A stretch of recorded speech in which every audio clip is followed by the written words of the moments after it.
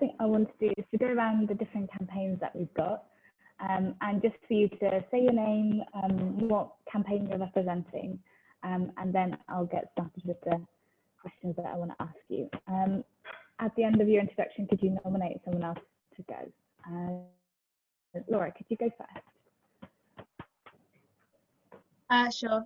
Hi everyone, my name is Laura Goddard. I'm the Community and Welfare Officer at the LSESU. The pronouns are she, her.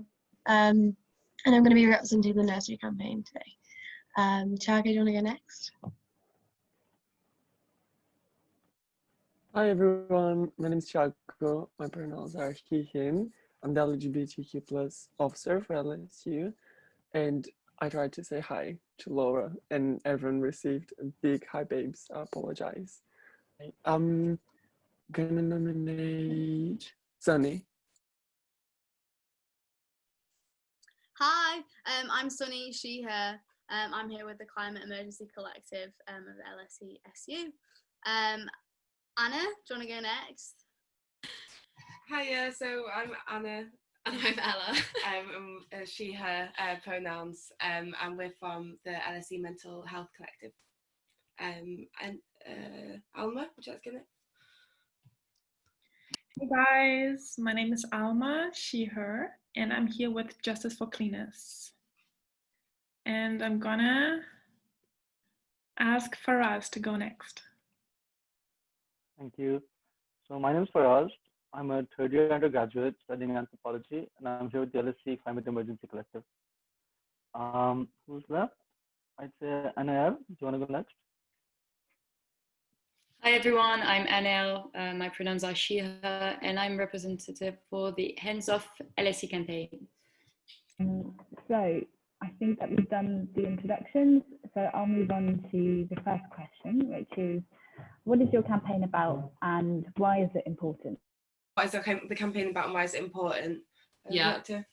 So freedom of mind is about promoting like positive and diverse conversations about mental health, broadly like destigmatizing, talking about it, and kind of empowering people to think about and explore both the kind of like personal and political aspects of mental well-being. So whether that's just, you know, gaining the tools or the inspiration to be able to like take charge of their own mental health, or whether it's like thinking about how, you know, if you're from certain demographics, if you're working class, if you're Black, if you're a man, you're more likely to suffer with certain types of mental illnesses and others. So yeah, it's kind of twofold in that sense, with the personal and political.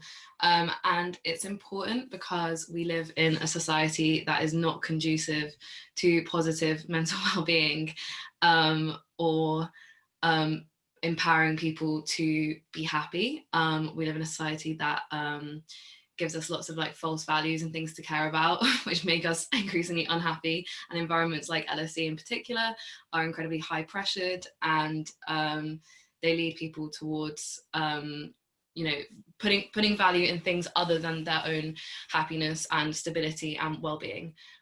So that's why we think it's really important, especially at LSE. Thanks for going, guys. That was really good. Do you want to nominate someone else? Yeah. Alma, would you like to go next? Sorry, I'm picking on you twice now. Okay. I don't know, like, thanks first of all. I don't know how much you guys know about Justice for Cleaners.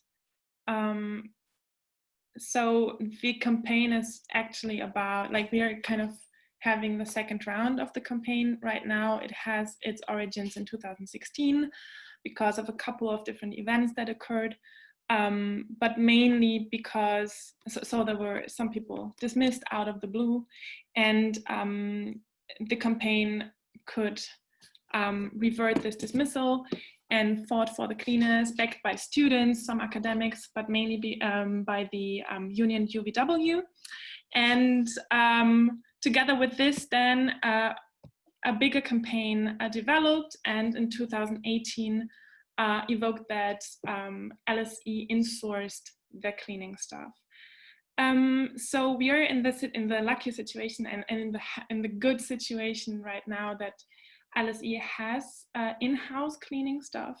However, and I'm telling this from my perspective as well, because I just wrote my master thesis about cleaning personnel at prestigious universities in London, and I've interviewed a couple of them. So the problem is really that despite the fact that they are in a house, they do not feel recognized as university staff. So it's actually an interesting case that, I mean, it's the LSE occupational group that is mostly Black and of ethnic minority background. And so there are different issues coming together, also concerning racial inequalities and racism. But mainly the hourly pay is really low. They don't have a changing and a social room, and many other factors play into that. And so we are currently, and LSE does not recognize the union that most of the cleaners are members to, which is United Voices of the World. So for any negotiation, it's very, very difficult to have any success with LSE, because basically LSE represses cleaners' voices, which is so bizarre, because we are home to the Inequalities Institute, the International Inequalities Institute. And I think why it is important, it is really important so that all of us can gain more integrity with what we're doing. We're going to the LSE as students, as staff members, and we're publicly committing to social justice. And I think that's why it's so important to treat the most vulnerable, like, okay, some people may not agree, but I guess they are the most vulnerable group on campus. And I think it's so, so important that we support them as students. Thank you very much. I'm gonna nominate, let me see, Laura. Thanks, Emma. That was a really great overview of Justice for Cleaners. Thank you. So I'm here representing the nursery campaign, and I guess what it is and why it's important. So LSE has had a nursery for over 40 years now. It's kind of been in various places and taken different forms, but for over 40 years now, we've had a nursery provision. But that's not to say it's been an easy ride with the nursery. We've had cyclical issues with LSE management and directorate attempting to close the nursery as a cost-saving exercise, because they don't want to continue the financial obligation of running childcare. So the last time that they tried to close the nursery was in 2015, so only 5 years ago. And then we had a campaign run by the SU called #ZeroNursery, which was successful, and they kept the nursery open. This involved sort of parents and sort of supportive students coming along to rallies. They held like a sit-in picnic with their children outside the director's office, which was fantastic. So now we're at the point in 2020 where they knew the lease on the old nursery was going to come to an end in December of this year. So the nursery was on Wild Street, which is kind of near Covent Garden, but still close to campus. So they've known about this lease ending they've known it for at least 5-6 years now, that the lease was going to end when it was. COVID happened, and what's happened is they've decided that under the guise of COVID, they're going to close the nursery once again. Originally, it was going to be closed after the lease ended in December. So after December, there'd be no more provision on campus. They've now pushed that back even earlier to September. So as of now, we no longer have a nursery at the LSE, which is obviously devastating. And why is this important? Because we can't have a gender equal working and studying environment without proper childcare and accessible childcare. And this is going to hit women and working class women in particular the most. And yeah, that's why it's important. So it's not a fully developed campaign. We're still obviously, it's all happening very quickly. We didn't know it was going to be closed this month, and it now has, which brings a sense of urgency and how important this is. COVID now more than ever, we need that sort of secure, reliable childcare for all our students and staff parents as well. So yeah. Anaëlle, do you want to go next?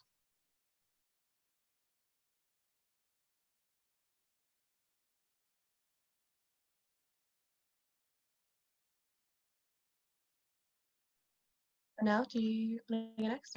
Oh, sorry, I didn't hear. It's so Hands Off LSE. So it's basically a campaign that seeks to improve sexual violence support and provision in LSE. So what we do, want to raise awareness to students And also we're negotiating with LSE so that they can improve their policies. Because right now, I would say university is like, it's a place where sexual violence is widely accepted, and it's not something that we talk as much as we should. And there's a lack of structure available for survivors of sexual violence. There's a lack of discussion. It's basically like a taboo subject. So we really want to put it on the center stage and improve conditions. And also, this campaign was initiated in 2019, so it's quite brand new. And it was initiated by Laura, she's here with us, and Ella, who was the president of the Women in Politics Society last year.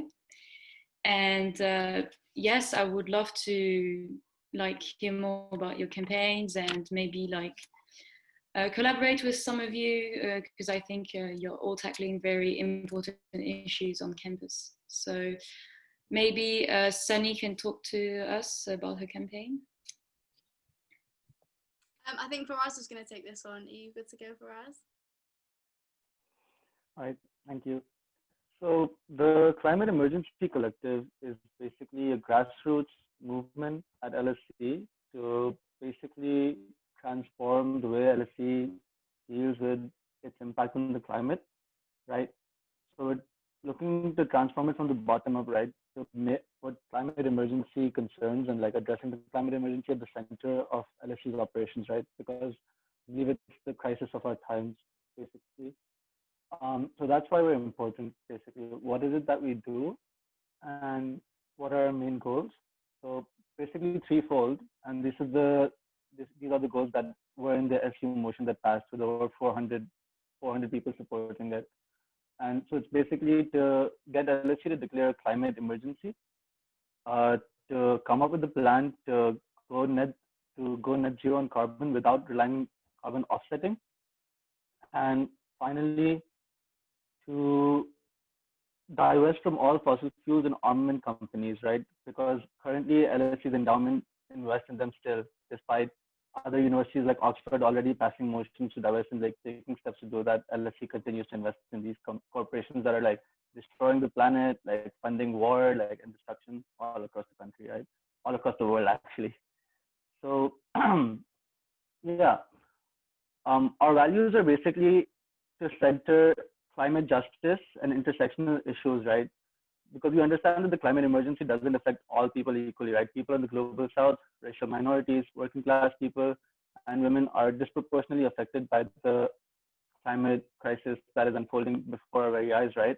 And we feel like to have a solution to that, we must foreground these people and understand that the people who are least affected by climate change are actually contributing the most to it. That is people in the overdeveloped global north, right?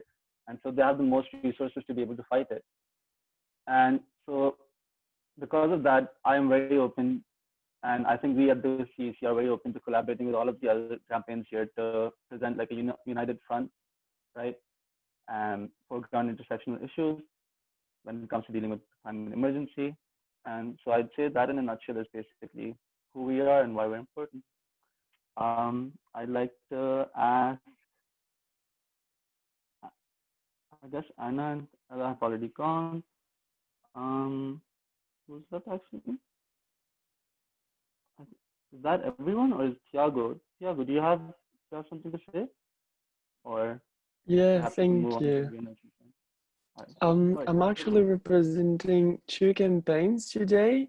I'm not sure if I go one and then the other, but the first one is LGBTQ plus officer from SU. We're creating the first ever LGBTQ plus student campaign. I think it's quite clear why we need it, but just to give everyone a background, in these past months, I received information that we had this intolerant religious organization acting on campus and other University of London as well. And they're recruiting vulnerable LGBTQ plus students and kind of saying that actually they can change their sexual orientation, and it's horrible. We're also featuring in the website, the Pink News, in a fresher WhatsApp group for this year. Some of freshers were using homophobic slurs. So I think, unfortunately, not every LGBTQ plus student on campus are feeling safe, and I'm not sure if LSE is hearing our voices. So it's kind of like a huge work. I've tried to listen everyone and like did a research, like what's happening and what we need. And actually, like I came to this really, really big kind of sort of points that we're kind of advocating for changes institutional and community level. And we're talking about mental health, provision, support for trans students, financial help, and safety. So I'm really glad to hear that everyone is kind of like on board. I think intersectionality is really important for our work. And exploring the points, we have a campaign advocating for creating a report specifically for homophobia and attacks against LGBTQ plus students. We want to signalize the 88 gender neutral toilets across campus so people can know where to access, how to access. We want to provide an LGBTQ plus student group for students coming out.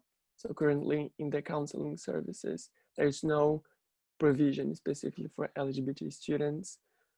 Creative scholarships, particularly for those non-represented or coming for low economic background. And one really important is creating a policy for trans students. So as you might know, some LGBTQ plus students come to LSE, they're coming out, and they might not find support back home. And currently, LSE has no provision for any sort of trans students, whether you're LGBTQ plus or not. But we know that that's a reality for queer students. We need to think about whether you're going to be accepted or not coming back home. So we're kind of advocating for LSE to give accommodation and financial support. And finally, trans support in all sort of levels. So from professors being accountable to, I don't know, see the student list and check their pronouns and not misgender anyone, to creating scholarships and providing legal and medical advice for these students. That's one of the campaigns. Laura, should I go to the other one or someone else? I want to do this. Sorry? You want to do the next one as well? Okay, so bear with me, guys. The last one, I'm representing the SU Executive Committee. I believe, again, for the first time, we're doing an action group about Black Lives Matter, the movement. So it's a BLM action group within SU executive committees. We have all the sabbaticals, so Laura is involved as well, the General Secretary, we have Bali, and we have, I believe, 5 or 6 part-time officers involved. And we've actually been talking about other campaigns and how we can promote Black students, but there's another part that we kind of searching and thinking, how can we address systemic and structural inequalities at LSE? And so far, talking with my colleagues, we came to some points which I'm really looking forward to push and advocate. So regarding to the lack of Black academics and Black professors and Black staff, to be honest, one of the policies, we kind of want LSE to fund PhD students. Unfortunately, that's not a problem that we can solve like one day. So it's something systemic. We need like Black PhD students. And some students like, oh, what is the problem? Like LSE employs based on merit. But yeah, if there's no Black PhD students studying LSE, it's really hard to come with professors.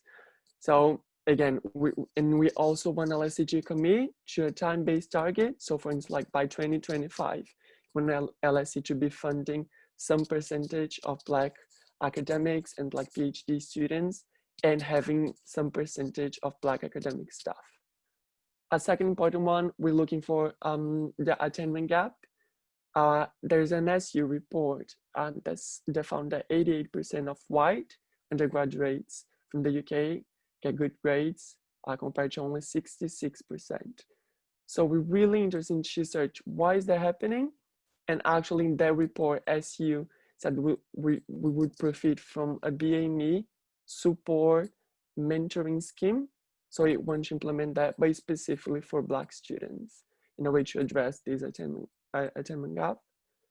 Talking with another campaigns, we also want to decolonize the curriculum and include Black academics.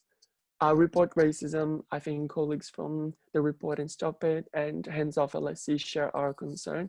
It's really problematic. Like it's the same form to report sexual assault, racism, homophobia, and clearly it doesn't work. So we want to create a report specifically for racism and racist attacks on campus and be more transparent.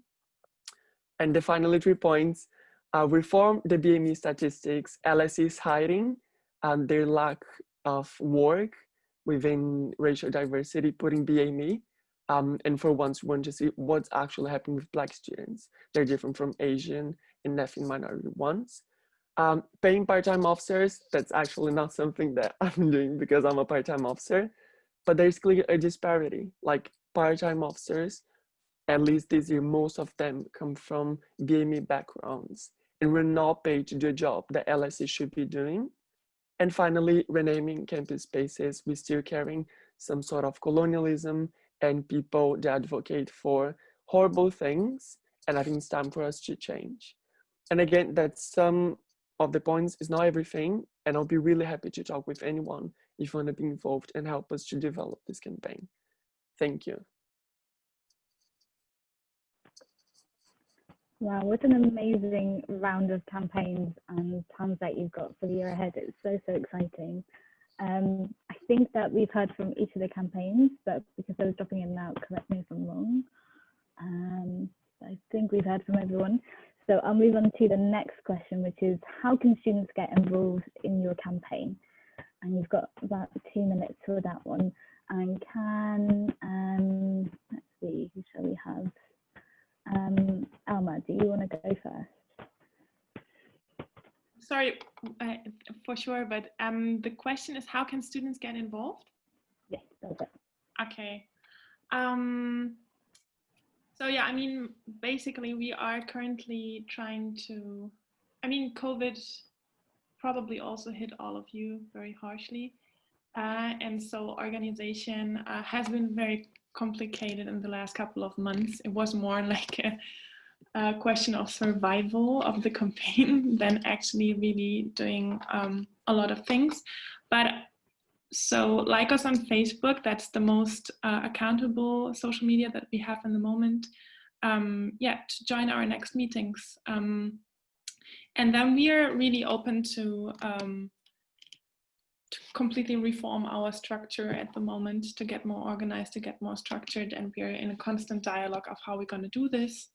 Yeah, and then I guess in the next step we're going to talk about what we're going to do for the term, right? So I'm not going to touch on this yet.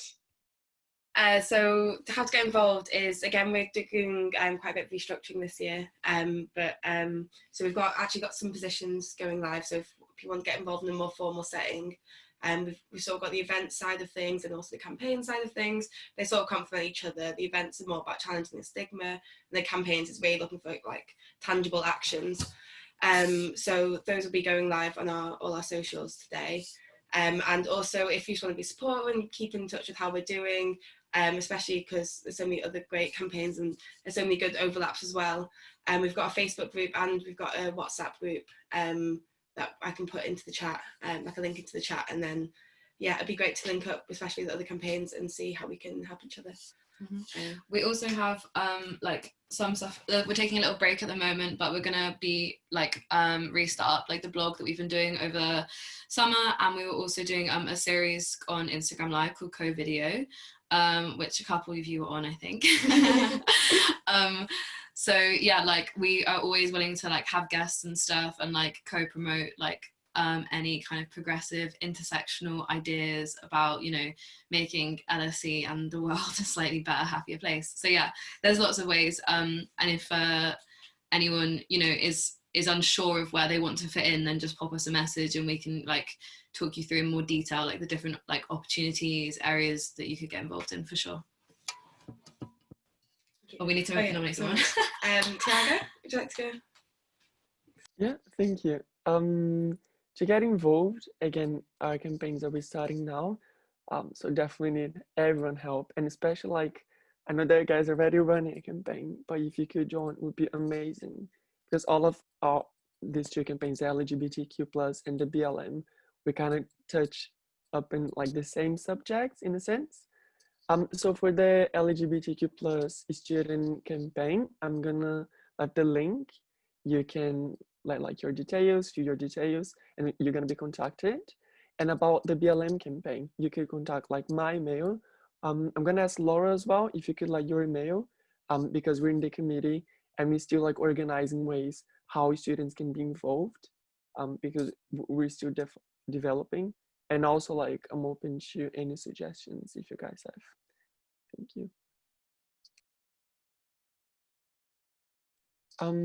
I need to nominate someone, right?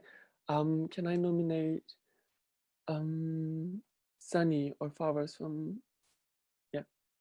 Yeah, sure. Yeah, kind of similar to everyone else, we've had a bit of COVID kind of mess things up a little bit. We were doing a lot of in-person actions, we've moved quite a lot online, but we're really looking for kind of like a new generation of people to come in and get involved, because I think I'm the only person on the team who's not in their final year, so we would love to collaborate with all you guys, because it is kind of one fight. We also have a WhatsApp group which I can put in the chat as well. But honestly, it's kind of, we would really appreciate, and we know that a lot of people are excited by just the way that you exist at LSE can really help the Climate Emergency Collective and just help with sustainability at LSE. We know that is something that that the Directorate talk about a lot, and their sustainability consultations, and they talk about it, and it's part of the kind of strategy for LSE 2030. But we just encourage people to not take everything that LSE say for face value, to really think independently, and challenge things, and that's why the student present is so important, and why we think that the campaign is so important. So yeah, I think supporting all these movements is super important to kind of create the LSE that we want to be a part of. But mainly the same thing as everyone I'm sure will say, like the Facebook, and we'll be keeping you posted about how to kind of get involved in any plans that we've got. We're going to kind of take it pretty chill with the online stuff this term, and hopefully get back into action in Lent term. Do you have anything you want to add, Faraz? No, I think you covered everything. Just to say that, yeah, this is a really good time to get involved, because like Sunny mentioned, most of the people who were doing the stuff for the past year, so the campaign started in spring of 2019 with all the university climate strikes and stuff. A lot of people are graduating. So if you were to join the WhatsApp group, like this is what we basically planned. We're just basically hoping for a lot of fresh blood to come in and basically take over. So yeah, if you're interested in radical environmentalist action at all, like, do join the WhatsApp group, and feel free to like come up with like any proposals you want, because you're basically going to be very much in charge. So yeah.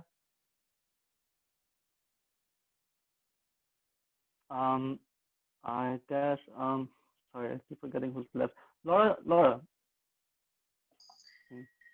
Yeah, so thanks guys. I think for the nursery campaign, I can't overemphasize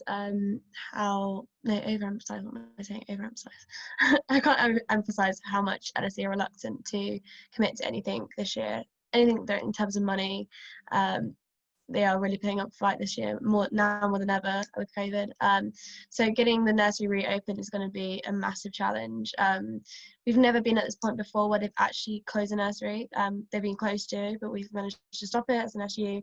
But now it is actually closed, so this is going to be even harder to sort of reopen something that now no longer exists. And in particular, pushing for it to be an on-campus provision. So if you look around our campus at the moment, we've got huge buildings going up. We've got the Centre building, we've got the Marshall building, and yet they repeatedly state that they can't find room for, at least even a 30-child nursery, or that they can't spend the money. So I think this year is going to be a lot of campaigning, a lot of activism, a lot of protests. So really what we need is your engagement on this. And if you're able to and you feel safe to be on campus, and if we are able to have some sort of activism, getting involved in that would be amazing. We don't have a sort of WhatsApp thing yet, or any sort of like Facebook things, but please keep an eye out for them, and this is such an important thing that we need to have. So yeah. Anaëlle, have you spoken on this one, or? No, so basically we're having an event on the 1st of October, so I would highly recommend you to join.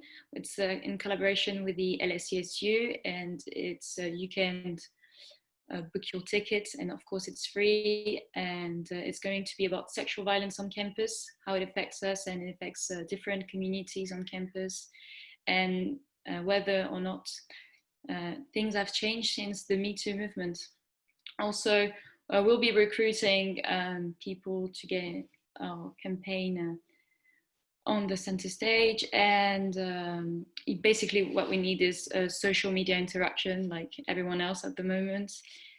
And so make sure to like our Facebook and Instagram page, we're quite active, and also be very happy to have like in-person event if that's possible during this year, maybe in Lent. And also maybe I wanted to, so maybe we can collaborate with the BLM campaign, since we have the same issue with the report harassment thing, since it's like all one box for so many different issues. We can definitely like negotiate together with the LSESU to change this and have specific types of reporting. Yeah, just commenting on that. Yeah, thank you. I'm not sure if Sumaya contacted you, but she's one of the part-time officers. She's the LSESU Women's Officer for this year. And one of her kind of like goals is kind of like to reform it, but also like provide assistance to women of color and women from like religious background. So if she didn't contact you, let me know that I'm gonna pass her contact to you. Yes, I have a contact, thank you. I'll talk to her about this then. Thanks so much, everyone. It's so cool to see that even with COVID, you're still keen for people to get involved and to organise things and to change things on campus. Also, just to let you know, I am working on COVID guidelines for campaigners, and hopefully should send them to you by the end of today or maybe Monday, so that it's really clear what we recommend you do, and also some good practice for how you organise online as well, some tips and tricks for things you could be doing. Then moving on to the final question, which is what are you looking forward to this term, and how would you collaborate with other campaigns? We kind of came onto that quite naturally, but if there's something more that you want to say directly to someone, then this is your opportunity as well. Let's have Anna and Ella first. Yeah, so what we're excited about this term is, one, being an SU campaign. I think it's gonna really help with our work, and especially like sparking collaborations. We've got World Mental Health coming up, World Mental Health Day, sorry, coming up in, I forgot which day, 10th of October. Yeah. And also Black History Month, we're gonna try and spark some collaboration with the AU. So again, maybe with the campaign, it'd be really great to get some collaborations going.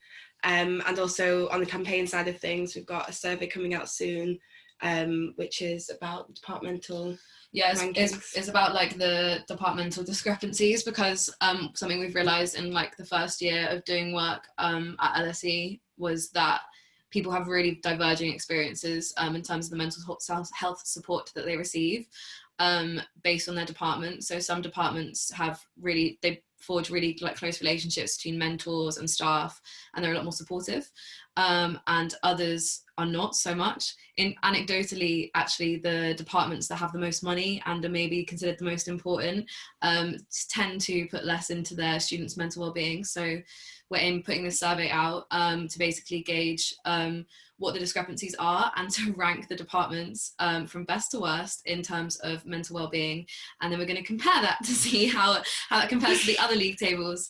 So yeah, that's a pretty big piece of work, which we're hoping will help us to create dialogue with departments who thus far it seems like departments don't really feel like they have a pastoral responsibility to their students, and obviously we know like that shouldn't be the case if we're going to create like a happy, healthy working environment.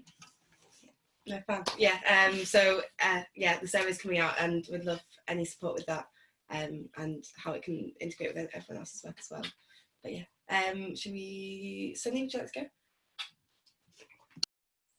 Yeah, sure. We're really looking forward to this term, just kind of creating a community of people that feel supported, and that you know, I'm a second year now, and just coming to LSE and meeting so many different people who seem to kind of not be super interested in campaigns and climate justice, workers' rights, all these things that we're here together talking about. So I think that, like I said, a lot of our team members are kind of in their third year, have got a lot going on, so we're trying to create like a social supportive environment where people feel that they do have people like them at LSE, that they can feel a part of a really beautiful group. So yeah, we're trying to keep it pretty chill for Lent term at least, but we would love to collaborate, because we do believe in that intersectionality is the absolute key to solving all the problems that we're fighting for, and they're also interlinked, that we are super down to support any of the other campaigns and any of the events that you guys have got going on. I don't know if Faraz wants to add anything to that. Just a little bit, mostly about so basically, something we're looking forward to this term, this doubles up as a piece of advice for anyone interested in climate emergency, like environmental activism as well, is to, and this is something we touched on earlier as well, is to not really trust LSE's marketing on this issue. So for example, right, LSE had a series of climate consultations like in Lent term of last year, right? And they really like, they were really like, you know, proud of that. They really like, you know, like sent out a lot of emails about that, and like sort of like made it seem like, you know, they were like doing something really good. But the funny thing is, like, you know, those climate consultations came about at least in part through our efforts, right? So the thing is, like, you know, what we do does actually matter, right? And we need to keep an eye out for how LSE might sort of try to like recuperate that, or like, you know, sort of appropriate that almost, sort of like to bolster its own brand image without actually doing anything. So one thing from the consultation that really stuck out to me for was, an example, the use of offsets, right? So we as a collective were really opposed to the use of offsets, right? Because it's mostly like a greenwashing tactic that like delays actual change and sort of shifts the burden of fighting climate change from the global north to the global south, where all these like carbon offsetting programs are actually carried out, right? So we gave some really strong pushback in that consultation, and like the results actually like showed up like when they produced the reports for that consultation, like, you know, our perspective was included, right? But if we hadn't done that, right, if you would have just trusted LSE and like, you know, gone along with them, then like perhaps we would have gotten a worse deal on that. So just in terms of like, you know, collaborating with other campaigns and like looking forward to what's going to happen in the next term, like, you know, I just want to like put this word out to just be really, really critical of everything that's being put in front of you, and like really think for yourself whether this is actually what you wanted or not. So yeah. Thiago, do you want to go next? Sure, thank you. Again, both of the campaigns, I believe it's the first time we're doing, and they're like huge. We're talking about structural, systemic issues amidst a global pandemic. So if you think I need help, like, no, I need more than help. I need a miracle, and I need everyone's help. So again, like, really happy to hear. I think all of our work, they kind of link together. I can now see LGBT issues not related to mental health, to climate change, to like sexual harassment, and as well for the BLM action. I think we're all connected. And one point that someone touched, I think was Sunny, like, unfortunately, LSE community is not the most active, but like we're the ones that are doing this activism, so we might as well just click together and promote each other's work. So please, if I can support, just let me know. That being said, again, we're still establishing this campaign. So right now, and like in the Michaelmas term, what I'm trying to do with both of campaigns, it's kind of like receiving people feedback. I have my opinions, being Black and being gay, but I want to hear from the queer community and the Black community from the two campaigns. What are the problems? What are their experiences? So then we can formulate a strong like advocacy base. So if you identify with any of these groups, please let me know and get involved. Let me nominate Alma, please. Thank you.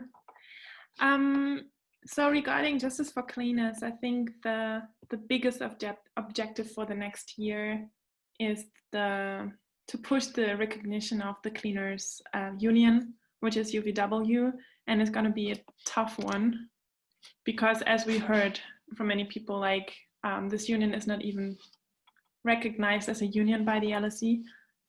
So to like improve the clean, like to provide a platform for cleaners' voices, I think that's the biggest step. And to get there, I mean, several other aspects are like very central, and those are more the short-term objectives, like the installation of a changing room and of a break room for cleaners.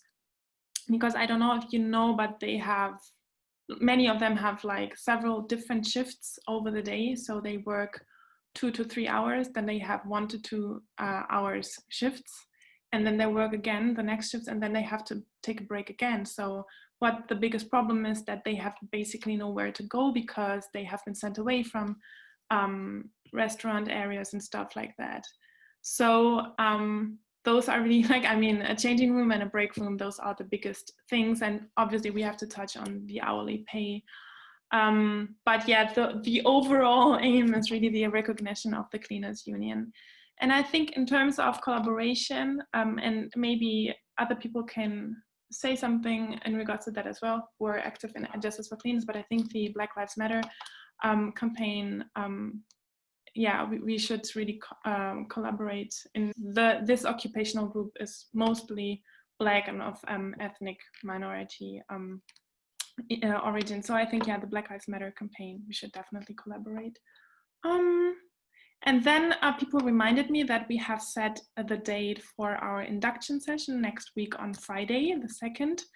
And we're gonna announce the time, the exact time on Facebook, but you're most welcome to join, where we kind of want to get together again and like structure all of this in a more sustainable way, let's say. Yes, did I forget anything? Yeah, exactly. Can I add something to that, Alma? Yeah, you good to go. We have I think we've all kind of said that COVID's affected how we've organised ourselves, and it's kind of slowed down a lot of our engagement when we've all been in different countries all over the world and stuff. But we all, I think, we're just cleaners, which I'm involved with as well. We acknowledge that like LSE hasn't stopped working, even though we have.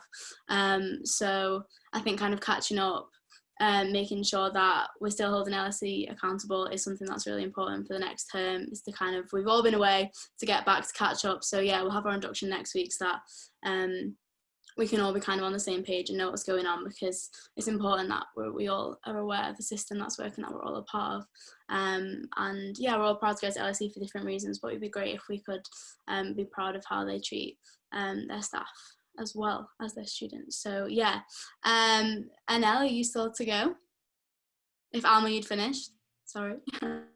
Yes, I would say I'd be very interested to collaborate with the mental health campaign, since like we're also trying to improve mental health conditions for survivors of sexual violence, but also maybe with Justice for Cleaners, because I have to say I have no clue about staff policies and how they are supposed to deal with the sexual violence at work, especially with the cleaning staff. I don't know how it works, so maybe we should dive a little bit into this and try to figure out how we can collaborate together and improve mental health and sexual violence support for both staff and students.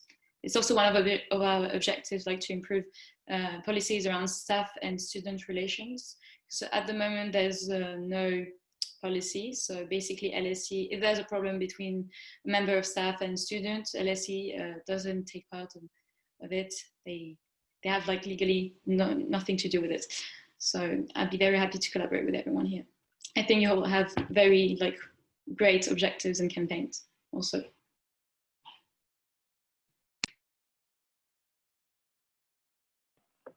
Okay, is that everyone? Laura, did you get to have a go? I can't remember. I don't have anything to say on a particular nursery. I've already said like that we will just basically need support as and when it comes the campaign. But on a general point, you know, I'm your representative as your community welfare officer. So if there's any part of your campaigns that you feel like you would need SAB engagement, or you want SAB engagement on, it doesn't have to be me, it could be any of the SABs, then please drop me a line, and we're more than happy to get involved and help where and when we can, because we're all really behind and support all of these campaigns. So thanks, Seifu. Fab, okay, that was another great round of answers to that question. I'm really looking forward to see what this time is going to be like, and what events you'll put on, how many new members you'll sign up, and how you'll start to organise. I think it'd be really interesting to see. And also, if you are looking to recruit more members, we're hoping to implement a feature on the website sometime next week, where you can get endorsed by a society and then have access to their membership and can email them and collaborate with them. So if you're looking to recruit members, that might be a good way of doing it. So finally, the last thing for me to do is just to thank you all for coming. I've really enjoyed talking to you individually about the campaigns and making plans for the year ahead. And yeah, just keen to get started and keep going. And you can always come to me if you have any questions or just want to chat. I'm here for that as well. So yeah, thank you all for coming. We'll be uploading this to the website, and I'll send you a link. And I'm sure I'll talk to you in the future. Thanks, everyone.